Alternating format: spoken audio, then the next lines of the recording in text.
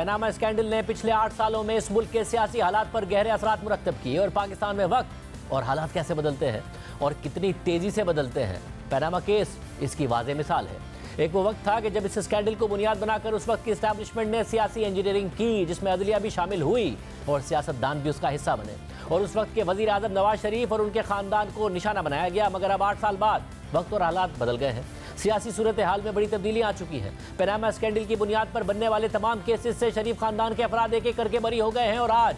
नवाज शरीफ के दोनों बेटे हुसैन नवाज और हसन नवाज भी बरी हो गए हैं। पहले उन मुकदमात में अदालतों से सजा होने पर शरीफ खानदान के खिलाफ बयानिया बना और अभी इन्हीं अदालतों से बरियत होने पर भी बयानिया बनाया जा रहा है और उन्हें लाडला करार दिया जा रहा है। साथ ही ये सवाल भी उठ रहा है कि पनामा स्कैंडल से जुड़े सवाल शरीफ खानदान का पीछा करते रहेंगे। आज इस्लामाबाद की एहतसाब अदालत ने नवाज शरीफ के दोनों बेटों हुसैन नवाज और हसन नवाज को नैब के तीनों रेफरेंसेस से बरी कर दिया, जिनमें एवनफील्ड, अल अजीजिया और फ्लैगशिप रेफरेंसेस शामिल हैं। हुसैन नवाज और हसन नवाज अब से कुछ दिन पहले 12 मार्च को 7 साल बाद लंदन से पाकिस्तान वापस आए और फिर 14 मार्च को अदालत के सामने पेश हुए, जहां अदालत ने उनके दायमी वारंट मंसूख कर दिए, साथ ही इश्तिहारी का स्टेटस भी खत्म कर दिया। जिसके बाद आज की समाअत में अदालत ने हुसैन और हसन नवाज की बरियत की दरख्वास्त मंजूर कर ली और उनके खिलाफ तीनों केसेस खत्म कर दिए। दौरान समाअत हुसैन नवाज और हसन नवाज के वकील का मौक़िफ़ था कि मज़कूरा रेफरेंसेस में मरकजी मुल्जिमान नवाज शरीफ और मरियम नवाज बरी हो चुके हैं और जब मरकजी मुल्जिमान बरी हो गए तो मुआवनत के इल्ज़ाम में केस चल नहीं सकता। और अहम बात यह भी है कि नैब ने भी हुसैन नवाज और हसन नवाज की बरियत की मुखालफत नहीं की। समाअत के दौरान वकील सफाई ने कहा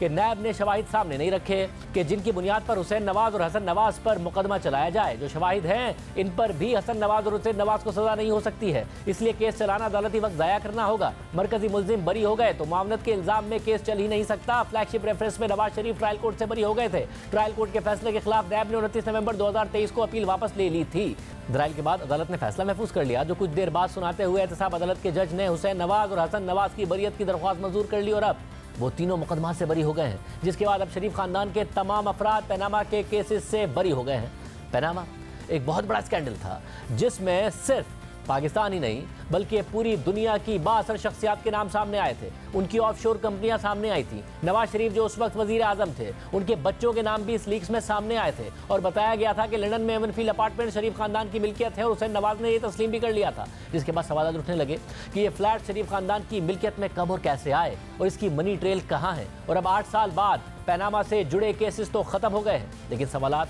अभी कायम हैं। 3 अप्रैल 2016 को जब पनामा स्कैंडल सामने आया था तो हमने अपने प्रोग्राम में उस वक्त के वजीर आजम नवाज शरीफ के बेटे हुसैन नवाज के सामने ये सवाल उठाए थे। आपने हामिद मीर साहब को इंटरव्यू देते हुए कहा कि जब आप पाकिस्तान से गए तो आपका पासपोर्ट भी आपके पास नहीं था, 1 रुपया तो छोड़िए पासपोर्ट तक आप नहीं लेके गए। तो फिर आप बताना चाहेंगे, क्योंकि उस इंटरव्यू में आपने कहा आपने लोन लिया, लोन लेकर बिजनेस शुरू किया और फिर बिजनेस शुरू करके वो स्टील मिल बेची भी। क्या आप ऑन रिकॉर्ड कहेंगे कि आज तक आप बतौर वजीर आजम पाकिस्तान के बेटे, ना वजीर आजम पाकिस्तान ने ना आपने आज तक पाकिस्तान से 1 रुपया $1 बाहर नहीं लेके गए? मैं यहाँ पे ये जरूर कहूँगा कि मुझसे जो है ना ये सवालात पूछने वाले जो है ना पहले अपने आप से ये सवाल करें कि मुझे जब मैं यानी अपना बिल्कुल नौजवानी के आलम में 27 साल मेरी उम्र थी उस वक्त, मुझे किस कानून के तहत एक नौजवान को जो है ना इस मुल्क से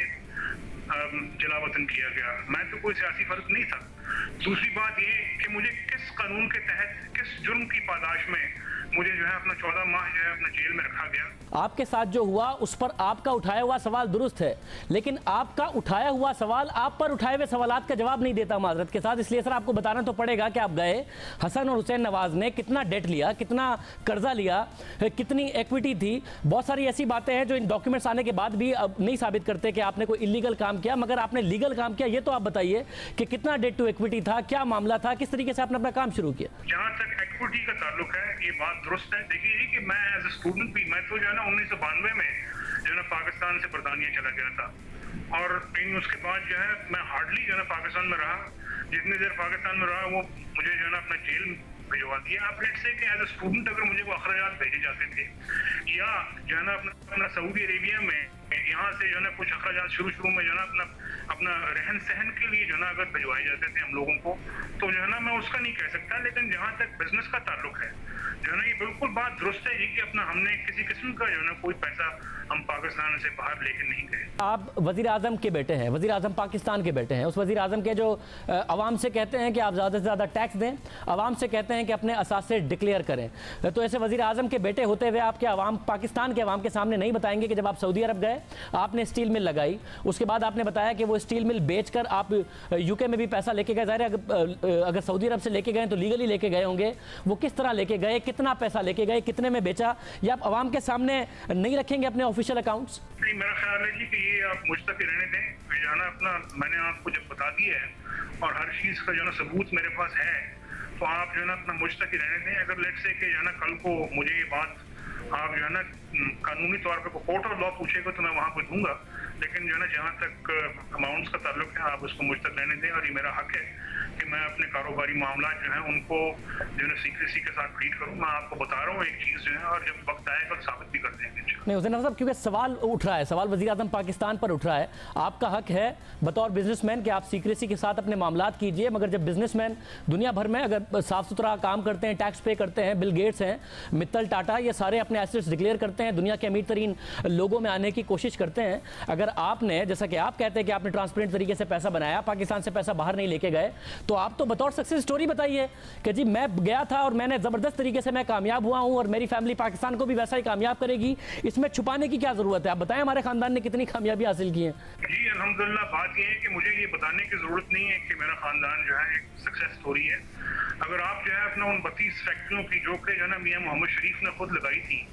उनमें सिर्फ आप ये देख लें कि कितने लोग काम करते थे, तो वो लाखों में लोग काम करते थे, और आगे जो है अगर आप उनकी फैमिलीज को बीच में डाल लें तो आपको बखूबी अंदाजा हो जाएगा कि वो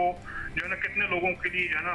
इसका फायदा हो चुका है। इस चीज़ की जो है ना मुझे जो है ना किसी से किसी सर्टिफिकेट की जरूरत नहीं है मोहतरम खानजादा साहब। नवाज साहब, आप ठीक कह रहे हैं कि आपको किसी सर्टिफिकेट की जरूरत नहीं है, मगर आप वजीर आजम पाकिस्तान के बेटे हैं, आपने इंटरव्यू में कहा कि आपने स्टील मिल लगाई, सब स्टेक होल्डर्स तैयार नहीं थे कि आप स्टील मिल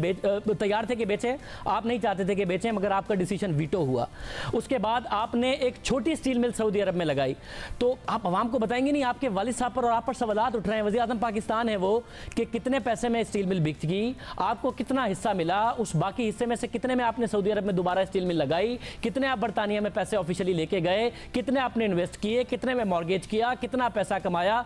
अवाम के सामने ट्रांसपेरेंट तरीके से नहीं रखेंगे कितना कमाते गए, साल साल क्या हुआ? देखिए जी, मैं आपको जब एक तरीका जो है बता चुका हूँ, तो आप उसकी जो है ना अपना मुझसे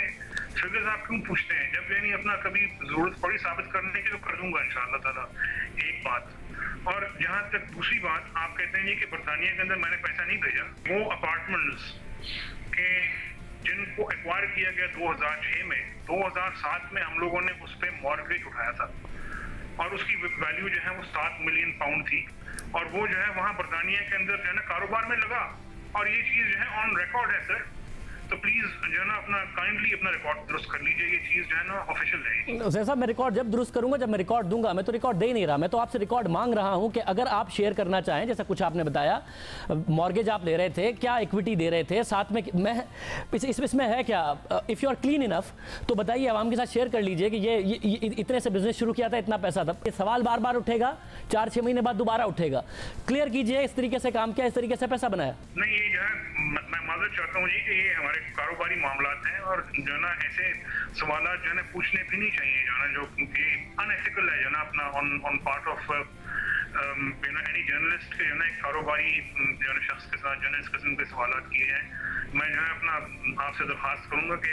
मेहरबानी फरमा के आप मुझसे जनरली ऑन पॉलिसी आप जो चाहें पूछें, लेकिन जो है ना आज़ाद व शुमार मेरा ख्याल है हुसैन नवाज साहब, ट्रस्ट मी, बतौर जर्नलिस्ट मुझे अच्छे से पता है कि एथिकल क्वेश्चन और अनएथिकल क्वेश्चन क्या होता है, एथिकल जर्नलिज्म और अनएथिकल जर्नलिज्म क्या होता है, मेरे इल्म में है ये। बतौर बिजनेसमैन नहीं, मैं वज़ीर आज़म पाकिस्तान अपने वज़ीर आज़म के बेटे से सवाल पूछ रहा हूँ, और ये पूछ रहा हूँ कि वो अपने असासे बता दें। जहाँ तक जो है ना आपने फरमाया जी कि मैं वज़ीर आज़म का बेटा हूँ, ये बात दुरुस्त है, अल्हम्दुलिल्लाह कि मेरे वालिद वज़ीर आज़म है, लेकिन उससे पहले मैं एक इंसान हूँ, और काइंडली जो है ना अपना वो एक इंसानियत के नाते जो है ना आप जो है ना मुझसे बात कीजिए। पहले ही जो है ना अपना काफ़ी सफ़र किया है मैंने, मेरी फैमिली ने जो है ना मैंने सफ़र किया है, जो है ना मेरा अपना बेटा है कि जिसको जो है अपना 2 साल की उम्र में जो है ना ये सब कुछ जो है ना देखना पड़ा, जेलों में और जो है ना थानों में जाना पड़ा, और वो चीज़ जो है आज तक जो है ना वो साइकोलॉजिकली सफ़र कर रहा है। वो जो है अपना अल्हम्दुलिल्लाह काफ़ी बेहतर हो चुका हुआ है, लेकिन आज तक जो है ना उसके ज़हन से वो नपूश नहीं मिट सके हैं। आप बहुत सारी बातें हैं जो ज़ाहिर है मीडिया पर हमारे इंटरव्यू में नहीं शेयर करना चाह रहे हैं, बहुत सारे सवालात के आप जवाब नहीं देना चाह रहे हैं, मगर बहुत सारे ममालिक में इसके बाद पनामा लीक्स के बाद तहकीकात शुरू हो गई हैं। तो क्या पाकिस्तान में इस हवाले से तहकीकात नहीं होनी चाहिए, और हों तो आप तैयार हैं अपने सारे अकाउंट सामने रखने के लिए, सामना करने के लिए, सब कुछ ट्रांसपेरेंट सामने रखने के लिए? जी, बात ये है जी कि मैं तो अपने आप को जो है ना बिल्कुल जो है ना अपना पेश करता हूँ कि अगर जो है ना लेट्स से कि मेरे खिलाफ जो है ना कोई केस टू आंसर है, तो जो है ना मैं बिल्कुल जो है ना अपने आप को जो है ना अपना एक एक्विटेबल और एक जुडिशियस जो है ना इन्वेस्टिगेशन के लिए तैयार हूँ। मीडिया ट्रायल के लिए मैं तैयार नहीं हूँ। अगर जो है ना एक जुडिशियस जो है ना इन्वेस्टिगेशन होती है जो कि कानून के मुताबिक, उसके लिए तैयार हूँ। हुसैन नवाज साहब, माज़रत साहब, आपका मीडिया ट्रायल उस वक्त हो जब मैं आपको प्रोग्राम में दावत ना दूं और आपकी अदम मौजूदगी में सारी कयास आराइयाँ करूँ और आप पर इल्ज़ामात लगाऊँ। आपको दावत दूँ और आप दावत कबूल करके प्रोग्राम में आएँ, आपके सामने सवालात रखूँ, तो मीडिया ट्रायल नहीं हो रहा, सवालात हो रहे हैं। नहीं, मेरा ख्याल है जी कि आप सवालात ऐसे पूछ रहे हैं कि आप मुझे जवाब देने के काबिल नहीं छोड़ रहे हैं। बात यही है कि आप यहाँ पे जो है ना किसी को भी बुला के जो है ना इस किस्म का सवाल किसी बिजनेसमैन से पूछें कि जो है ना तो क्या जो है ना ज़ेब देगा जो है ना अपना उसको जवाब देना है। सिर्फ हुसैन नवाज के सामने ही नहीं, बल्कि जब ये मामला सुप्रीम कोर्ट में पहुंचा तो फिर 6 दिसंबर 2016 को शरीफ फैमिली बिजनेसेस के CEO हारून पाशा के सामने भी हमने सवाल रखे। अगर 12 मिलियन दिरहम इस कतरी फैमिली को दे दिए गए फॉर फर्दर इन्वेस्टमेंट, तो मियाँ साहब ने on floor of the house कहा कि ये जो मिल बेची गई दुबई में, इसके पैसे को इस्तेमाल किया गया जद्दा में मिल लगाने के लिए। तो फिर जब ये कतर को दे दिए गए थे और जो बाद में 2006 में फ्लैट्स में ऑफसेट हो गए, तो वो पैसे कहाँ से आए फिर, जो मियाँ साहब ने फ्लोर ऑफ द हाउस में कहा, जिसमें कहा जा रहा है कि बयानात में तजाद है? जी, वो जाहिर है कि जब 12 मिलियन दिरहम आपको 1980 में मिलता है और आप किसी को देते हैं इन्वेस्टमेंट के लिए, तो वो 12 मिलियन दिरहम जो है फॉर डेकेड्स वो 12 मिलियन दिरहम नहीं रह जाता, वो अमाउंट मल्टीप्लाई होती रहती है। और आपके इल्म में है शाहजेब साहब कि उस ज़माने में इंटरेस्ट रेट्स ही बड़े हाई थे, कुछ केसेस में 18% थे, कुछ केसेस में 17% थे। और जब बैंक जो है वो आपको डिपॉजिट्स के ऊपर 17 या 18% देता था, तो जाहिर है जब आप इस रकम को इन वायबल बिजनेस प्रोजेक्ट्स इन्वेस्ट करते हैं तो आपको इससे भी ज़्यादा रिटर्न्स मिलती हैं। लिहाजा ये पैसा जो है 12 मिलियन दिरहम्स ये मल्टीप्लाई होता होता एक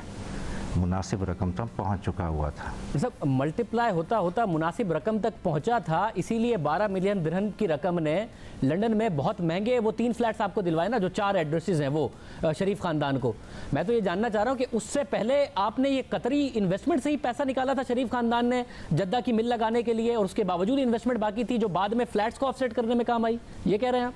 जी हाँ, कुछ ऐसा ही है, आपने सही समझा है। तो मगर मियाँ साहब ने, अब ये मसला ये है कि जो कतरी शहजादे का ख़त है वो ये नहीं बताता कि दरमियान में हम मुनाफा देते रहे थे शरीफ ख़ानदान को, और ये भी लगा था, वो सिर्फ ये बताता है कि इन्होंने इन्वेस्टमेंट की जो मेरी अंडरस्टैंडिंग में बतौर कतरी शहजादे के है, और वो बाद में 2005 में 6 में मैच्योर हुई, तो उससे मैंने ये फ्लैट्स हमने दे दिए, ये हमारी मिल्कियत थे। मियाँ साहब फ्लोर ऑफ द हाउस पे ये बताते हैं कि 1980 में मिल बेची, उसमें से कुछ पैसा इस्तेमाल हुआ। मियाँ साहब कतरी शहजादे का जिक्र नहीं करते, कतर का जिक्र नहीं करते, कतरी शहजादा दरमियान की इन्वेस्टमेंट का जिक्र नहीं करता। ये तो सारे मिसिंग लिंक हैं जो कंट्राडिक्शन की जिसमें बात हो रही। शाहजेब साहब, इस तरह है कि ये प्राइम मिनिस्टर साहब की सवाबदीद है कि वो फ्लोर ऑफ द हाउस पे किस हद तक तफसीलात में जाते हैं। जो प्राइम मिनिस्टर साहब ने उस वक्त ज़रूरी समझा कि ये तफसीलात फ्लोर ऑफ द हाउस पे देनी है, उन सवालात के सिलसिले में जो कि उस वक्त उठे थे, वो मियाँ साहब ने उस वक्त फ्लोर ऑफ द हाउस पे दे दी। और जो बकाया तफसीलात थी वो अगर अप्रोप्रिएट फोरम कोई क्रिएट होना था उसके बाद, जो कि अब हो चुका हुआ है, तो वो तफसीलात उसके सामने इंशाल्लाह हम सबमिट कर देंगे। जब 2018 में तहरीक इंसाफ इक़्तिदार में आई और बैरून मुल्क से पाकिस्तानियों का पैसा वापस लाने का नारा लगाया और इस काम के लिए एसेट रिकवरी यूनिट बनाया, तो सितंबर 2018 में हमने एसेट रिकवरी यूनिट के सरबरा और मामले खुसूसी बराए दसाब शहजाद अकबर के सामने भी सवाल उठाया कि पनामा में शरीफ खानदान के अलावा दीगर पाकिस्तानियों के भी नाम सामने आए हैं, उनके खिलाफ कार्रवाई कब होगी, वो यकीन दहानियाँ कराते रहे। पनामा पेपर्स में और फिर उसके बाद भी बहुत सारे लोगों की डिटेल्स आई, तकरीबन 450 नाम थे, मगर एक शरीफ खानदान के खिलाफ केस आगे बढ़ा। बाकियों का क्या हुआ, तो वो तो डिटेल्स सामने हैं। उनके असासे देखिए और फिर देखिए कि उन्होंने एफबीआर में डिक्लेयर किए हैं या नहीं किए, टैक्स पे किया या नहीं किया, किस तरीके से वो पैसा बाहर लेके गए, ये काम तो तेजी से हो सकता है। जी बिल्कुल, जो आज कैबिनेट को मैंने ब्रीफिंग भी दी इस मामले के ऊपर, उसमें ये दो चीजें टारगेट करके बताई गई हैं कि पनामा के अंदर जितने नाम आए हैं और पैराडाइज लीक्स के बाद उसमें हुई थी पनामा के बाद, उसके अंदर भी पाकिस्तानियों के नाम हैं, तो उन तमाम केसेस को दोबारा से असर नो ये यूनिट देखेगा। ये क्या बिल्कुल फौरी तौर पर नहीं हो सकता? असासा, पनामा या पैराडाइज लीक्स ने बता दिया, एफबीआर के डेटा फौरन देखिए कि वो डिक्लेयर हुआ है या नहीं हुआ और कानूनी तौर पर गया है या नहीं गया, क्योंकि इस पे काम हुआ नहीं बिल्कुल भी शरीफ खानदान के अलावा, तो ये फौरी तौर पर काम नहीं हो सकता। जी जी बिल्कुल, ये बिल्कुल फौरी तौर पे होगा। और उसके बाद पौने 4 साल तक तहरीक इंसाफ ही इख्तियार में रही, लेकिन पनामा स्कैंडल से जुड़े और किसी फर्द के खिलाफ कार्रवाई शुरू नहीं की गई और सिर्फ शरीफ खानदान के खिलाफ ही केसेस चलते रहे। और एक बार फिर साबित हुआ कि पाकिस्तान में करप्शन के खिलाफ एहतसाब का नारा सिर्फ और सिर्फ सियासी मकासद हासिल करने के लिए लगाया जाता है, इंसाफ के लिए नहीं। और मकसद सिर्फ नवाज शरीफ साहब को बाहर करना था, ना कि एहतसाब करना था, क्योंकि सवाल अपनी जगह बरकरार रहे और आज वो बरी हो गए। हालात बदल चुके हैं, शरीफ खानदान वापस इख्तियार में आ चुका है और पनामा के सारे केसेस खत्म हो गए हैं, जबकि आज से 5 साल पहले इस्लामाबाद हाई कोर्ट ने ही वाजे कर दिया था कि नैब ने इंतहाई नाकिस तहकीकात की हैं जो मुल्जिमान की बरियत का बाइस बनेंगी। आज से 5.5 साल पहले सितंबर 2018 में एवनफील्ड रेफरेंस में इस्लामाबाद हाई कोर्ट के जस्टिस अतर मिनल्लाह ने जमानत का फैसला दिया, तो उसमें शरीफ खानदान के खिलाफ केसेस में मेरिट ना होने और नैब की नाकिस तहकीकात पर सवाल उठाए थे। तफसीली फैसले में लिखा था कि बादी नज़र में ऐसा लगता है कि जुर्म और सजा ज़्यादा देर तक बरकरार नहीं रह सकेंगी, मगर बाद में जब नैब ने इस फैसले के खिलाफ सुप्रीम कोर्ट में अपील दायर की तो जनवरी 2019 में सुप्रीम कोर्ट के बेंच ने नैब की अपील तो मुस्तरद कर दी थी, लेकिन जस्टिस आसिफ सईद खोसा ने जस्टिस अतर मिनल्लाह के फैसले पर तनकीद करते हुए लिखा था कि यह तयशुदा कानूनी उसूल है कि जमानत या सजा मौतली की दरख्वास्त का फैसला करते हुए केस के मेरिट पर तबसरा नहीं करना चाहिए। यानी जस्टिस आसिफ सईद खोसा ने जस्टिस अतर मिनल्लाह के फैसले पर नाराजगी का इजहार किया। बहरहाल शरीफ खानदान के खिलाफ नैब के तीनों मुकदमात आज से 8 साल पहले सामने आने वाले पनामा स्कैंडल के बाद बनाए गए थे। 2016 में ICIJ की तरफ से पनामा पेपर्स की सूरत में लाखों दस्तावेजात लीक की गई और इन दस्तावेजात में नवाज शरीफ के बच्चों समेत 400 से ज़ायद पाकिस्तानियों का नाम आया था, जिन पर इल्ज़ाम था कि उनकी पनामा में ऑफशोर कंपनियां हैं, जिसके बाद उस वक्त की हुकूमत के खिलाफ एक मुहाज खड़ा हो गया। तहरीक इंसाफ समेत दीगर अपोजिशन जमातें नून लीग के खिलाफ दबाव बढ़ाने लगी और 24 अगस्त 2016 को जमात इस्लामी के अमीर सिराजुल हक ने पनामा पेपर्स से मुतालिक सुप्रीम कोर्ट में दरख्वास्त दायर कर दी, मगर इस दरख्वास्त में नवाज शरीफ का बराह रास्त नाम नहीं लिया गया था और 4 दिन बाद ही अदालत ने जमात इस्लामी की दरख्वास्त को फजूल करार देकर वापस कर दिया। मगर फिर यह मामला सुप्रीम कोर्ट में एक दफा फिर पहुंचा और तहरीक इंसाफ ने खुद एतराफ़ किया कि उस वक्त सुप्रीम कोर्ट के जज आसिफ सईद खोसा ने तहरीक इंसाफ से कहा कि आप सड़कों पर क्यों बैठे हैं, अदालत आए, हम आपको इंसाफ देते हैं। यह बात खुद इमरान खान ने कही थी, बाद में सद उमर ने इस बात की तस्दीक की। पाकिस्तान की सियासत के अंदर बड़े फैसलों के अंदर पाकिस्तान की इस्टेब्लिशमेंट का भी किरदार रहा है और वक्तन फवक्तन पाकिस्तान की अदलिया का भी किरदार रहा है। जिस वक्त 2017 के अंदर जिस दिन बुरहान के ऊपर रोका गया, वज़ीर आला खैबर पख्तूनख्वा परवेज़ खटक साहब, उनके ऊपर शेलिंग की गई, तो अगले दिन सुबह सुप्रीम कोर्ट ने हमें बुलाया, मैं और शाह महमूद कुरैशी साहब गए थे और उन्होंने हमें कहा कि आप सड़कों पर क्यों हैं, आप आए ना, हम आपको इंसाफ दिलाते हैं। फिर 29 अगस्त 2016 को इमरान खान ने नवाज शरीफ, मरियम नवाज, हसन नवाज और हुसैन नवाज से मुतालिक सुप्रीम कोर्ट में दरख्वास्त दायर कर दी और नवाज शरीफ की नाअहली का मुतालबा कर दिया। और फिर 20 अक्टूबर 2016 को सुप्रीम कोर्ट ने नवाज शरीफ की नाअहली के खिलाफ दरख्वास्तें मंजूर करते हुए कार्रवाई का आगाज़ कर दिया और कार्रवाई का आगाज़ करने के लिए बाकायदा 28 अक्टूबर 2016 को सुप्रीम कोर्ट ने 5 रुकनी लार्जर बेंच बना दिया, जिसकी सरबराही कोई और नहीं जस्टिस आसिफ सईद खोसा कर रहे थे। कई महीनों तक कार्रवाई के बाद 20 अप्रैल 2017 को सुप्रीम कोर्ट के 5 रुकनी बेंच ने 3-2 की अक्सरियत से फैसला सुनाया, मगर यह फैसला ना ही शरीफ खानदान के लिए क्लीन चिट साबित हुआ और ना ही उसे सजा के तौर पर लिया गया। दोनों तरफ से इस फैसले पर खुशियां मनाई गईं। 5 रुकनी बेंच में से जस्टिस आसिफ सईद खोसा और जस्टिस गुलजार अहमद का अक़लियती फैसला यह था कि नवाज शरीफ सादिक और अमीन नहीं रहे, इसलिए वो नाअहल होते हैं और उन्हें वज़ारत उज़्मा के ओहदे से हटाया जाए, जबकि जस्टिस एजाजुल एहसन, जस्टिस एजाज अफजल और जस्टिस अजमत सईद के 3 रुकनी अक्सरियती बेंच ने इस मामले पर मज़ीद तहकीकात का फैसला दिया और पाकिस्तान की तारीख में पहली दफ़ा एक ऐसी JIT बनाने का हुक्म दिया गया जिसमें ISI, MI, FIA, NAB, ACCP और स्टेट बैंक के अफसरान शामिल करने की हिदायत दी गई। हुक्म दिया गया कि JIT ये तहकीकात करेगी कि क्या शरीफ खानदान के असासे उनकी आमदनी से ज़ायद है या नहीं और JIT को अपनी रिपोर्ट जमा कराने के लिए 60 दिन का वक्त दिया गया। इस तरह 20 अप्रैल के फैसले से नवाज शरीफ वजीर आलम तो बरकरार रहे, मगर उनके खानदान को मजीद तहकीकात का सामना करना पड़ा। और दिलचस्प बात यह है कि JIT बनने से पहले एक तनाज़ा उठ खड़ा हुआ और साबित हुआ कि सुप्रीम कोर्ट के जजेस ने खुद रजिस्ट्रार के जरिए फ़ोन कराकर व्हाट्सएप कॉल पर अपनी मर्जी के नाम JIT में डलवाए। और इस हवाले से साबिक वजीर आजम नवाज शरीफ के साबिक प्रिंसिपल सेक्रेटरी फवाद हसन फवाद का दावा है कि जब JIT बनी तो हमें इस हवाले से उस वक्त पता चला कि जब ACCP के चेयरमैन जफर इजाजी ने हमें फ़ोन करके बताया कि सुप्रीम कोर्ट अपने मनपसंद नाम मांग रही है। और मैंने उस वक्त सुप्रीम कोर्ट के रजिस्ट्रार से इस हवाले से पूछा तो उन्होंने कहा कि जी सुप्रीम कोर्ट ने नाम मांगे हैं, लेकिन चीफ जस्टिस साकिब निसार की तरफ से नहीं मांगे गए, बल्कि जस्टिस आसिफ सईद खोसा की हिदायत पर ये नाम मांगे गए।